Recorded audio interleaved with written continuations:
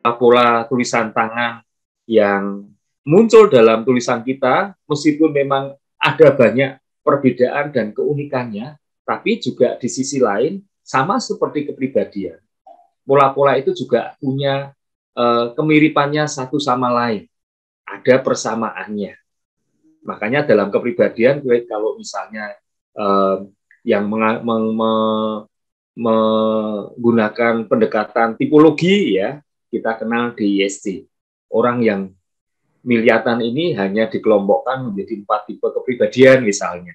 Atau yang lebih kuno lagi, menggunakan teorinya Hippocrates dan Galenus, ya, menjadi 4 juga, sanguin, melankolik, kolerik, pragmatis misalnya. Jadi ribuan, ratusan, jutaan, miliatan orang itu hanya dikelompokkan menjadi 4 jenis. Nah, ini contoh ya, karya grafis. Jadi ada gambar pohon, ada tanda tangan, ini hanya sampel-sampel sedikit. Ya, ini gambar pohon seorang pemuda yang semester akhir dari satu perguruan tinggi terkenal di Jawa Barat sana. Ya, ini karya grafis. Waktu itu saya meminta dia menggambar pohon, lalu dia membuat 2 gambar pohon ini. Saya tanya, kok menggambarnya 2? Saya tanya begitu. Ya Pak, ini mencerminkan diri saya yang memang sedang mengalami kebingungan. Jadi dia mencoba untuk memproyeksikan bahwa dia merasa memang kepribadiannya itu terbelah dengan membuat 2 gambar pohon ini. Nah, untuk implementasinya itu lain waktu kalau kita belajar grafis, ya. Lalu yang kanan ini adalah tanda tangan. Ya. Sederhana begini, tapi dia juga memberikan informasi tentang empunya yang tanda tangan ini. Ya. Pada dasarnya bagaimana kepribadian dasarnya, lalu bagaimana orangnya ini itu terlihat dalam tanda tangan ini. Jadi teman-teman, kalau kita mau menganalisis tulisan tangan, pola-polanya itu pada dasarnya secara sederhana, kita perlu memperhatikan 2 dimensi yang ada dalam tulisan tangan. Yang pertama adalah dimensi ruang. Dimensi ruang itu ada daerah bawah, tengah, dan atas. Jadi tulisan itu kalau kita bagi menjadi 3 itu ada tengah, bawah, dan atas. Tulisan yang ada di tengah itu misalnya huruf A, I, O, E, U, M, N, itu jadi dasar, ya. Lalu dibagi berdasarkan lebarnya itu, ya, jaraknya itu tiap-tiap tulisan bisa berbeda-beda. Kita membaginya berdasarkan huruf-huruf tadi yang bagian tengah itu M, N, U, W, ya. Kemudian jarak yang sama itu kita replikasi ke atas dan ke bawah. Ya, ke atas dan ke bawah begitu. Jadi nanti kita akan ketemu 3 baris atas, tengah, dan bawah, dengan tengah itu huruf A, B, A, E, M, N, U misalnya. Nah, huruf-huruf yang ada bagian atasnya adalah huruf B, D, ya, T, yang ada pokoknya ada ujung-ujungnya di atas. Ya, itu huruf yang ada bagian tengah dan atas. Lalu ada huruf yang ada bagian tengah dan bawah, yaitu huruf G, J misalnya, ya. Itu huruf-huruf yang ada di tengah dan bawah. Nah, berdasarkan mana yang dominan, itu kita akan bisa menginterpretasi kira-kira bagian atas, tengah, atau bawahnya yang dominan. Jadi kalau di gambar ini, ya, tengah ini yang garis yang ada di antara 2 garis yang tengah ini, kalau atas ya bagian atas dan bawah bagian bawah. Itu punya indikasi yang berbeda. Jadi kalau tengah itu adalah dunia nyata, ya, realitas sehari-hari. Bawah itu mengkait dengan ketidaksadaran, dengan energi, ya. Atas itu adalah mengkait dengan idealisme, nilai-nilai, dan lain sebagainya. Ya, imajinasi itu ada di atas.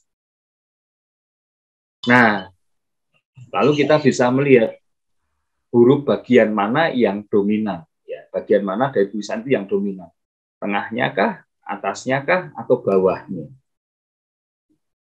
Kalau tengahnya yang dominan, lalu interpretasinya ada tiga di sini. Ya. Tetapi sekali lagi itu masih dimensi ruang. Ya, kita bisa mengkawinkannya, mengintegrasikannya dengan dimensi gerak. Jadi kalau tulisan itu kita lihat gerakannya itu kan memang dari kiri ke kanan begitu ya. Tetapi dari bentuk tulisannya kita bisa melihat kemiringannya itu yang mewakili dimensi gerak. Apakah dia miring ke kiri atau miring ke kanan atau cenderung tegak? Ya, cenderung tegak begitu. Jadi kalau kiri itu selalu mengkait dengan masa lalu. Ya, masuk dalam ketidaksadaran. Sedangkan ke kanan itu ke masa depan. Ya, ke arah dunia luar. Nah, hal mendasar yang kita perlu lakukan adalah tulisan ini polanya yang mana.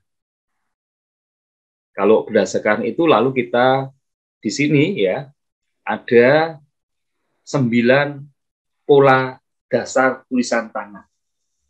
Ya, kalau misalnya daerah tengahnya yang dominan, lalu hurufnya tegak, nah ini cirinya adalah pribadi yang bisa bersosial, punya harga diri, ya mampu mengekspresikan perasaan, ini yang di tengah-tengah ini.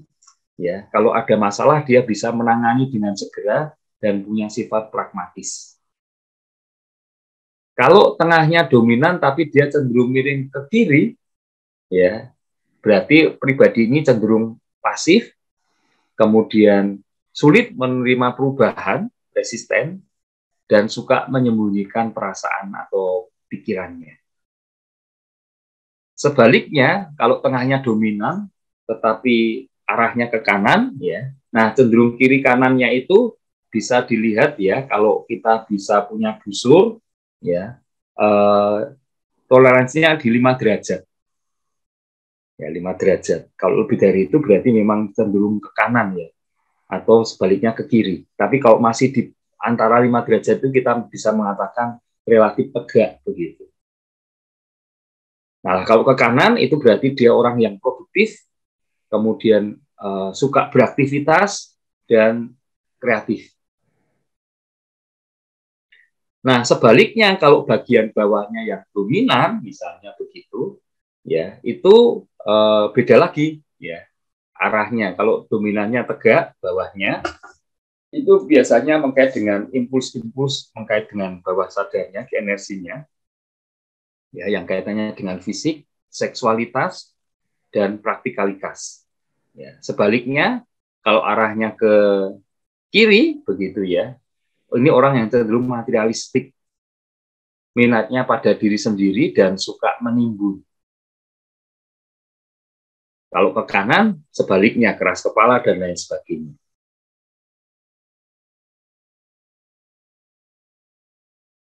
Nah, sebaliknya kalau ke atas itu yang tadi saya katakan, ya arah ke idealisme. Orang yang bagian atasnya dominan itu biasanya orang-orang yang punya pikiran ideal, ambisinya tinggi, ya suka berpikir filosofis dan lain sebagainya. Juga seringkali orang-orang ini yang seringkali kita sebut orang-orang yang punya visi. Ini secara umum begitu. Next.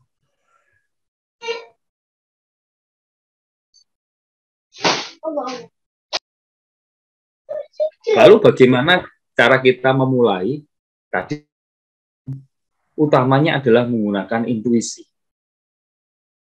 Intuisi kita bicara apa tentang tulisan tangan yang kita lihat? Dicatat semuanya begitu.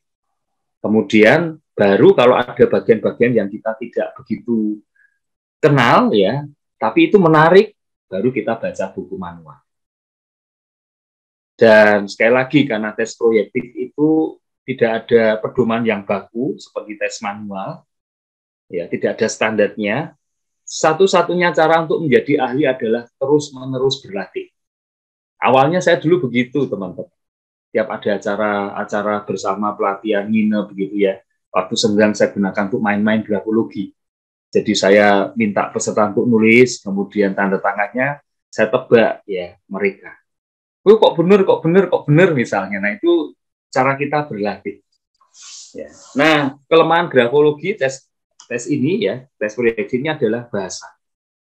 Ya, contohnya misalnya begini. Saya pernah dalam satu pelatihan itu menebak tulisan tangan salah seorang peserta, kebetulan dia penjahit. Jadi saya mengatakan, kalau lihat dari tulisanmu, saya mengatakan begitu, kamu itu orangnya teliti. Sehingga biasanya kualitas pekerjaanmu selalu baik. Lalu dia mengatakan begini, enggak, saya enggak teliti. Ya, saya sering lupa menaruh barang di mana. Nah, nampaknya kata-kata teliti saya dengan teliti yang dia persepsi itu berbeda. Lalu saya menjelaskan lebih lanjut. Yang saya maksud teliti adalah jahitanmu itu bagus, ya, tidak ada kesalahan. Itu yang saya maksud teliti. Nah, lalu dia mengatakan kalau itu iya, ya kalau itu iya. Makanya lalu langganannya adalah orang-orang yang cukup berpunya karena jahitannya lebih mahal dari penjahit yang lain. Tapi kata-kata teliti itu diasumsikan sebagai pelupa. Nah, ini kita harus hati-hati ya, kaitannya dengan grafologi. Kita harus menggunakan istilah-istilah yang kira-kira sama sehingga tidak dipersepsi secara berbeda. Itu kelemahan satu-satunya grafologi. Ya, penggunaan istilah yang kita harus hati-hati. Pemakaian kata, ya, mencari kata yang kira-kira tepat itu yang kita perlu hati-hati. Tapi sekali lagi harus berlatih di sini. Next. Nah, ini contoh ya. Ini contoh. Ini kira-kira tulisan individu usia berapa ya? Anak-anak tentunya ya, anak-anak. Jadi ya. Dia sama Sally. Ya. Jadi dalam memahami grafologi kita juga harus lihat usia perkembangan penulisnya. Jadi kalau ini yang menulis orang dewasa, ya ini indikasi adanya gangguan kepribadian. Tapi kalau ini yang menulis anak-anak, ini normal. Jadi orang dewasa yang menulis A dengan, kalau dalam grafologi ini namanya diberi ornamen istilahnya, ya. Titiknya juga diberi love begitu ya, hati. Ini namanya ornamen. Ini adalah indikasi individu yang sangat membutuhkan perhatian. Jadi kalau usia kalian, teman-teman mahasiswa, masih suka menulis dengan cara begini, ada ornamen-ornamennya, tandanya Anda ya orang yang sangat haus akan perhatian. Itu contoh. Tapi kalau ini anak-anak, dianggap wajar. Kalau orang dewasa, kita harus hati-hati. Ya, jangan-jangan ini kecenderungan orang yang agak narsis dan lain sebagainya. Tentunya kita harus lihat pola-pola yang lainnya lagi, selain yang saya tunjukkan ini. Ini contohnya begitu ya. Nah, sekaligus saya mau menjelaskan tadi, kalau seperti ini, ya kita lihat huruf B dan H-nya. Itu berarti yang menulis ini bagian atasnya dominan, begitu. Jelas ya? Baik, next. Nah, ini contoh tanda tangan. Ya, grafologi tidak lengkap kalau tidak tanda tangan. Tapi kita harus hati-hati, tanda tangan itu tidak membahas kepribadian orang itu secara keseluruhan. Tanda tangan itu ibarat pas foto kalau kita melamar pekerjaan. Cukup menunjukkan wajah kita ya secara umum, tetapi tidak menunjukkan kita secara keseluruhan. Jadi hati-hati kalau kita diminta melakukan interpretasi yang ada hanya tanda tangannya saja. Sangat baik kalau juga disertai dengan tulisannya. Ini saya ambil dari salah satu peserta tes begitu ya, contoh tanda tangan ini. Ini kalau kita bahasakan secara antropomorfis begitu ya, ini orang yang bersangkutan ini cenderung untuk melindungi dirinya sendiri.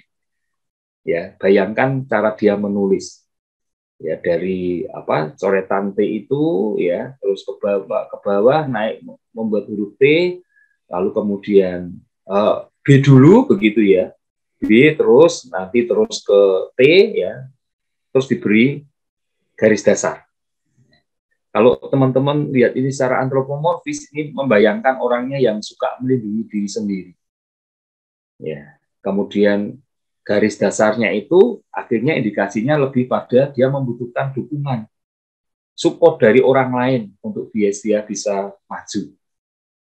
Lalu huruf T-nya yang lancip itu, ya, nah ini harus kita konfirmasi dengan tulisan tangannya juga, apakah tulisan tangannya juga lancip-lancip, itu antropomorfis dari orang yang suka ini bicaranya tajam.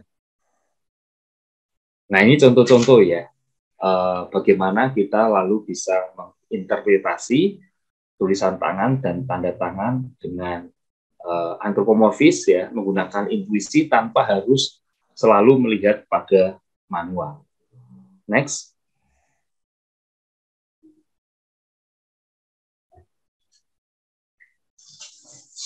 Ya, begitu kira-kira teman-teman semua mengkait dengan pengenalan terhadap grafologi ya, handwriting analysis.